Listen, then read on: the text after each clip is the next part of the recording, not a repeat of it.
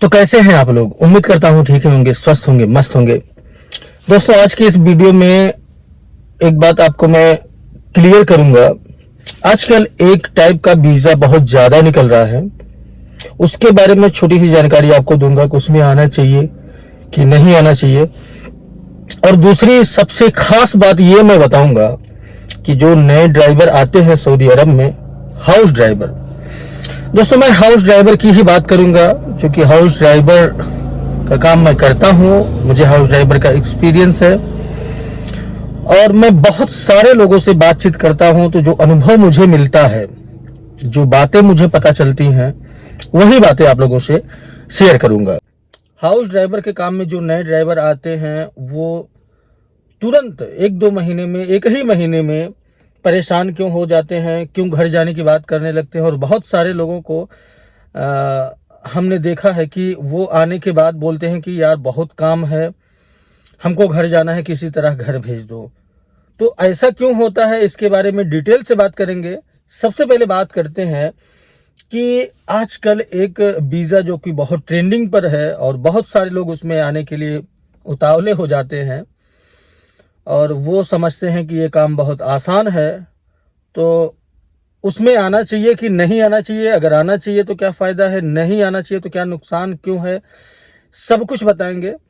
तो बने रहिए वीडियो में आखिरी तक। दोस्तों वीडियो शुरू करने से पहले आप लोगों से छोटी सी रिक्वेस्ट है कि आप लोग अगर चैनल पर नए हैं तो प्लीज़ हमारे चैनल को सब्सक्राइब करें। अगर फेसबुक पर देख रहे हैं तो हमें फॉलो ज़रूर करें। दोस्तों हमारी वीडियो जानकारी की ही वीडियो रहती है, हम फालतू की बात इधर उधर का नहीं करते। लेकिन कुछ लोगों के समझ में नहीं आता, जो हाउस ड्राइवर और सऊदी से रिलेटेड जानकारी नहीं रखना चाहिए, उनको बस इंटरटेनमेंट चाहिए होता है। तो भाई उस टाइप का वीडियो मैं अभी नहीं बनाता हूँ, भविष्य में कभी बनाऊंगा, देखा जाएगा। फिलहाल तो मैं सऊदी अरब में हूँ और ख़ासकर ड्राइवर से रिलेटेड ही वीडियो बनाता हूँ। तो दोस्तों जो हम बात कर रहे हैं, जो आजकल ट्रेंडिंग पर वीज़ा चल रहा है वो है बाइक डिलीवरी का। बाइक से डिलीवरी का काम करने का जो वीज़ा धड़ाधड़ निकल रहा है और बहुत सारे लोग उसमें आ रहे हैं। तो उसमें आना चाहिए कि नहीं, कमाई होती है कि नहीं। तो दोस्तों आप लोगों से मैं बता दूं, जो सैलरी बेसिस पे आते हैं अच्छा खासा पैसा कमाते हैं, ऐसी बात नहीं है।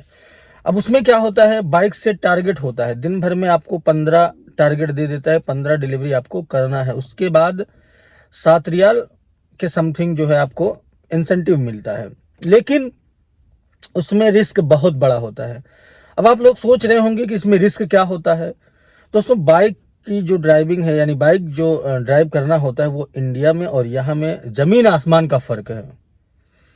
इंडिया में आप चला रहे हैं बाइक तो इतनी फास्ट गाड़ियाँ नहीं रहती हैं, आप कहीं से भी घुसेड़ देते हैं, कहीं भी घुस जाते हैं तो कोई प्रॉब्लम नहीं होता। हालांकि एक्सीडेंट वगैरह इंडिया में भी होता है, लेकिन यहाँ पर मैं अपनी आंखों से देखा हूँ, यहाँ पर बहुत भयानक एक्सीडेंट हो जाता है बाइक से। क्योंकि अभी इन लोगों को बाइक का जो है आदत है नहीं।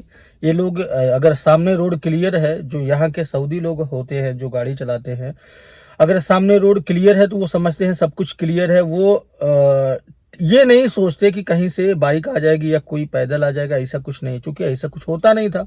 अभी कुछ दिनों से, सालों से, कुछ दिनों का मतलब चंद कुछ महीनों से बाइक डिलीवरी का जो है बहुत ज़्यादा क्रेज बढ़ा है। फूड डिलीवरी में ये लोग आते हैं, बाइक से फूड डिलीवरी करवाते हैं।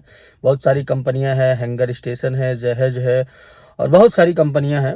जैसे इंडिया में जोमेटो चलता है, स्विगी चलता है, तमाम टाइप का चलता है, उसी तरह यहाँ पर भी हैंगर स्टेशन है और बहुत सारी कंपनियां हैं। मरसूल है, तमाम कंपनियां हैं जो हायर करती हैं। वो एक कंपनी को, एक ऑफिस को खूब ढेर सारा वीज़ा दे देती हैं और वो ऑफिस वाला बाइक डिलीवरी ड्राइवर को बुलाता है। तो इसमें देखिए कमाई भी है लेकिन रिस्क भी है। क्योंकि रिस्क का मतलब ये है कि यहाँ पर एक्सीडेंट जब होता है, बहुत बेहिसाब एक्सीडेंट होता है। मैंने अपनी आंखों से देखा है कि एक बाइक वाला था, उसकी खुद की बाइक थी, वो आज़ाद वीज़ा पर आया था और बाइक निकाल करके मुझे लगता है किसी फूड डिलीवरी कंपनी से अटैच करके अपना चला रहा था। क्योंकि क्या है कि यहाँ पर जो कंपनी का खुद का राइडर होता है उसका कंपनी की गाड़ी मिलती है, कंपनी का सब लोगो वगैरह लगा रहता है उसके बैग में, लेकिन जो प्राइवेट लोग होते हैं अपना खुद का करते हैं उनका कुछ नहीं रहता। वो चाइना वाली बाइक होती है वो निकाल करके उसी से चलाते हैं। और जब एक्सीडेंट होता है तो 90% चांस रहता है नहीं बचने का, सिर्फ 10% चांस रहता है बचने का, क्योंकि बहुत फास्ट एक्सीडेंट होता है। और एक्सीडेंट होने के बाद यहाँ पर ऐसा नहीं है कि 4 लोग इकट्ठा हो जाएंगे, भीड़ इकट्ठा हो जाएगी, ऐसा कुछ नहीं, कोई पूछने वाला नहीं रहता। फिर एक्सीडेंट जिससे होगा या तो वो कॉल करेगा या कोई भी कॉल करेगा यहाँ पर, तभी पुलिस आएगी, एम्बुलेंस आएगी, उसके बाद क्या होगा क्या नहीं होगा फिर वो बात की बातें हैं। लेकिन रिस्क बहुत है और कमाई लेकिन है। बहुत सारे लोग डर जाते हैं कि यार 15 डिलीवरी का टारगेट दे रहा है, मैं पूरा नहीं कर पाऊंगा। तो भाई 15 डिलीवरी बाइक से बहुत नॉर्मल होता है, आराम से कर ले जाओगे, कोई दिक्कत नहीं है, इसमें कमाई अच्छी खासी है। अब बात कर लेते हैं जो नए ड्राइवर आ रहे हैं और नए ड्राइवर ऊब क्यों जाते हैं, प्रॉब्लम क्या होती है। तो मैं आपको बताऊं कि जो नए हाउस ड्राइवर आते हैं वो सोचते हैं हम सऊदी अरब चल रहे हैं, वहां पर गाड़ियाँ तो चलाना है, बाकी कुछ करना नहीं। लेकिन हाउस ड्राइवर के काम में क्या होता है, बहुत सारे लोगों का घर सही रहता है तो कोई दिक्कत नहीं, एक मालिक रहता है जिसके घर में उसके लिए कोई दिक्कत नहीं, कोई परेशानी नहीं। लेकिन जिसके घर में माँ, कफील और मतलब सभी जो ही जिसके दिमाग में आया बस वो ड्राइवर को कॉल किया, या लसगल सैयारा वो कहीं भी लेकर के जा रहे। तो अब काम क्या होता है, जो ज्यादा काम जो बोलते हैं ना, तो ज्यादा काम में क्या होता है, जैसे मान लीजिए आपके घर में 2 मदरसा है और 1 जामा है, तो ये बहुत काम हो गया। फिर 2 मदरसा करने में आपका 2 बज जाएगा, ठीक है, और 1 जामा करने में 2-3 बज ही जाता है। 2 मदरसा 1 जामा करने में 2-3 बज जाएगा। उसमें अगर 20 किलोमीटर के रेंज में मदरसा जामा है तो मान के चलो 100 किलोमीटर गाड़ी आपकी चल जाएगी। ये मैं आपको मोटे मोटे हिसाब में बता रहा हूँ।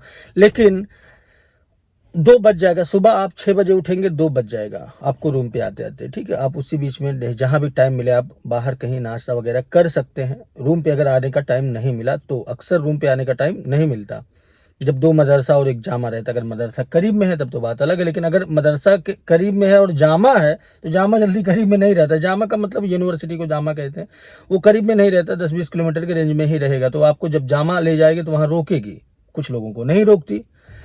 तो भाई मैं बात कर रहा हूँ जिनको नहीं रोकती तो वो फिर 2 बजे फुर्सत पाते हैं। 2 बजे के बाद आप रूम पे आएंगे, फिर बकाला वकाला का थोड़ा बहुत सर सामान ले आना रहेगा, उसके लिए आपको मैडम दौड़ा देगी। उसके बाद फिर शाम को जब मैडम निकलेगी, क्योंकि बच्चे लोग का काम खत्म हुआ तो शाम को फिर मैडम भी निकलेगी कहीं शॉपिंग वगैरह करने के लिए जाना हुआ, तो 5 बजे 6 बजे निकलेगी। शाम के टाइम ही यहाँ पर निकलते हैं। अगर आप लोग ये सोच रहे हैं कि हम शाम के टाइम अपना खाना वाना बनाएंगे तो ऐसा नहीं है। आप 2 बजे आप जैसे ही आए तुरंत खाना पीना बना करके रेडी हो जाएंगे तो ही आपको खाने का नसीब मिलेगा। शाम के टाइम 5-6 बजे के बाद से मैडम लोग को अगर कहीं जाना है तो निकलेंगे, तो फिर रात में 10-11-12 बजे तक आएंगे। अब सवाल ये पैदा होता है, आप लोग सोचते होंगे कि 10-11-12 बजे तक क्या करते हैं। तो भाई साहब यहाँ पर रात में ही सब लोग निकलते हैं घूमने के लिए। इनका सिस्टम ही ऐसा है कि रात में ही शॉपिंग वगैरह करते हैं, दिन में कोई कहीं नहीं जाता। दिन में बस वही ज़रूरी काम जो है, जैसे मदरसा है, जामा है, और इमरजेंसी कोई हो गया तो ठीक है, नहीं तो दिन में कोई नहीं काम रहता। अगर ये मदरसा बंद है तो दिन में आपको रेस्ट मिलेगा, ठीक है। तो अब बात हो गई कि आप 2 मदरसा कर लिए और 1 जामा कर लिए, फिर शाम को ड्यूटी लगना ही लगना है, कहीं ना कहीं जाएगी मैडम अगर शॉपिंग वगैरह करने के लिए जाना हुआ तो। फिर आपकी वही लोग बोलते हैं कि हमको जो है ड्यूटी बहुत ज़्यादा है। तो भाई सिंपल सा सिस्टम है कि आपको उसी के लिए बुलाई है, ये आपको करना ही पड़ेगा। अगर आप नए ड्राइवर में आ रहे हैं तो इतना सोच करके ही आए। तो इससे क्या होगा, अगर इतना सोच करके अपना माइंड सेट करके आएंगे तो आप रह सकते हैं। लेकिन अगर ये सोच करके आ रहे सऊदी अरब चल रहे हैं, ड्राइविंग ये तो करना है, तो भाई साहब यहाँ पर ड्राइविंग करने का कोई मेहनत नहीं लगता। ऑटोमेटिक गाड़ियाँ होती हैं, आराम से रिलैक्स होकर के ड्राइव करना होता है। लेकिन वेटिंग जो करना होता है उसी का आपको सैलरी मिलता है। आपको वेटिंग करने का ही सारा खेल है। बाकी जिसका घर अच्छा है, जिसके घर में, जैसे अब मेरा एक भाई है, उसके घर में मैडम नहीं है, एक लड़की है, वो जामा कभी कभी आती है।